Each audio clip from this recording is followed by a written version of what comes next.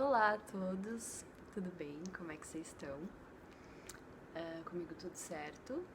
Tenho uma difícil tarefa hoje, né? Se falar sobre o falar já é difícil, falar sobre o indizível é um pouco mais. E hoje o nosso assunto então é o real em Lacan.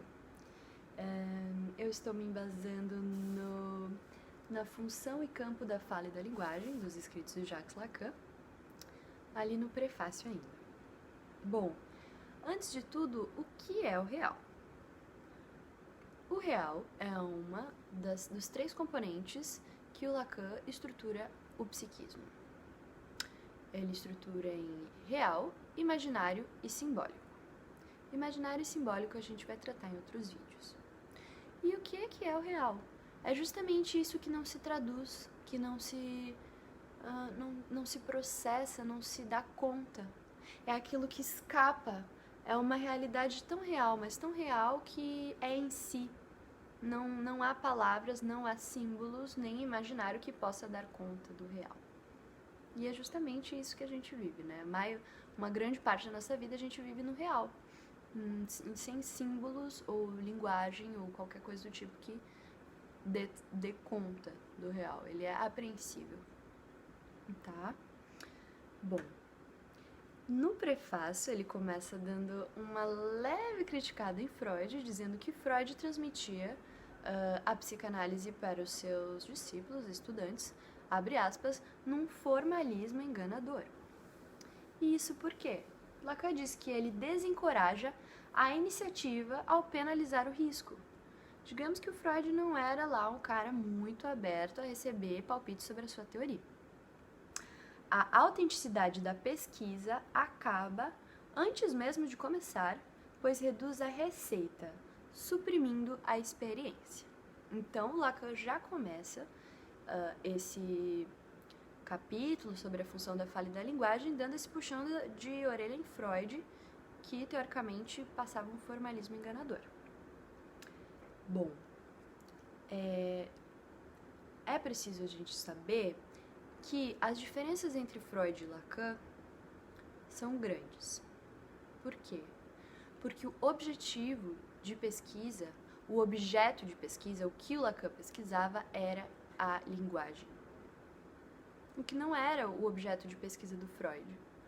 O Freud se ocupou com os sintomas, ele se ocupou com os casos, né, o caso Dora, o homem dos ratos, ali em decifrar essa neurose, mas ele não foi para o mesmo campo que Lacan, que é o campo que a gente chama de estruturalista. Toda a teoria de Lacan vai ser pautada numa mente que ele considera de estrutura, de base. Então, antes da gente falar de caso Dora, o Lacan ele dá esse passo para trás e fala, mas espera aí, qual que é a estrutura da mente? Qual que é a base para a gente analisar o resto? E essa estrutura ele vai entender segundo a linguagem, segundo a lógica, o tempo e o espaço. É por isso que falam que Lacan é matemática, porque a lógica é X, é Y, entra nessas questões de raciocínio e é um pouquinho disso que a gente vai conversar hoje, ou pelo menos tentar. Bom, apesar do Lacan dar esse esporrinho no Freud, ele pega e fala assim, alega que a sua disciplina deve o valor científico aos, abre aspas, conceitos teóricos que Freud forjou no progresso de sua experiência. Conceitos teóricos que Freud forjou no progresso de sua experiência. Aqui ele está justamente falando do seu retorno a Freud, o quanto ele pegou esse gancho de Freud e fez uma releitura, fez uma coisa diferente. E ele diz isso, que a cientificidade da disciplina dele, da lacaniana, se deve aos conceitos teóricos que Freud forjou. Bom, aí ele diz que é dessa mesma pressa que se adquire o sentido, a forma, tá? Digamos que Freud, por A, B ou C, não ouviu muito a opinião dos amiguinhos e foi lá fazendo suas teorias. Mas é dessa mesma pressa que se adquire o sentido à forma.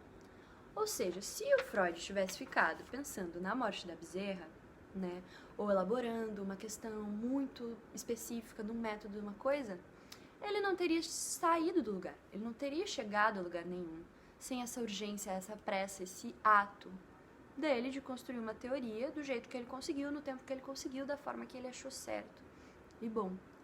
E foi só através dessa precipitação que Lacan pôde construir uma coisa nova, uma coisa diferente, uma disciplina dialética, né, que pega algumas coisas de Freud, que nega outras. E aí a gente entra, enfim, para o tema, que seria a função da pressa na precipitação lógica da verdade. Função da pressa na precipitação lógica da verdade. E aí entra um pouco a minha dica de como estudar o Lacan. É um texto muito denso, muito grande, parece que o autor se preocupou tanto em pontuar cada conceito que às vezes não dá para entender. Né? Algumas pessoas falam, nossa, olha o tanto de abobrinha que ele está falando. E como que eu estudo? Eu vou sublinhando os conceitos importantes, fazendo setas, fazendo meio que uma peneiração desse texto. E o que sobra então é função, pressa, precipitação, lógica e verdade. Um exemplo. Digamos que você está sentado vendo TV, muito entretido, e a sua mãe grita da cozinha: Alana, quer banana? Não! Eu respondo: ai, opa, mas acho que eu quero banana. Eu gosto de banana, banana é uma comida tão nutritiva. Agora é 3 da tarde, eu ainda não comi nada. Tá. Você precipitou uma verdade por causa dessa lógica de comunicação, de raciocínio, de tempo e espaço. A sua mãe estava na cozinha naquele momento cortando uma banana. Então, ela não ia ficar o dia inteiro na cozinha. Não é exatamente como se você tivesse muito tempo para pensar na sua resposta. E assim com várias coisas do dia a dia. As coisas nos acontecem e a gente tem ali uma fração pequena de tempo para responder, para antecipar a nossa verdade. Então, é essa precipitação, essa urgência. E justamente é aí que Lacan fala, não há nada que se construa na urgência que não possa ser reformulada na palavra. Então, eu construí na urgência essa sentença, não quero banana, e eu tenho a opção de reformular, de ir até a cozinha e falar, mãe, na verdade eu quero banana. E eu vou receber uma banana e eu vou poder tocar minha vida feliz, em vez de ter ficado nessa precipitação errada da minha palavra, né? Eu mando o meu carro pro concerto, falo, eu quero pintar ele de vermelho, e aí eu fico, puxa, será que é vermelho, será que não é? Eu tinha que decidir uma cor logo, marquei ele no gabarito, e opa, não, eu quero azul. É possível eu ligar lá e falar, eu não quero mais meu carro pintado de vermelho, eu quero ele pintado de azul. A palavra, ela muda, ela conserta essa urgência antecipada. E a análise é justamente isso, né? É dar palavras ao que antes não tinha palavras ou que tinha uma palavra errada, né?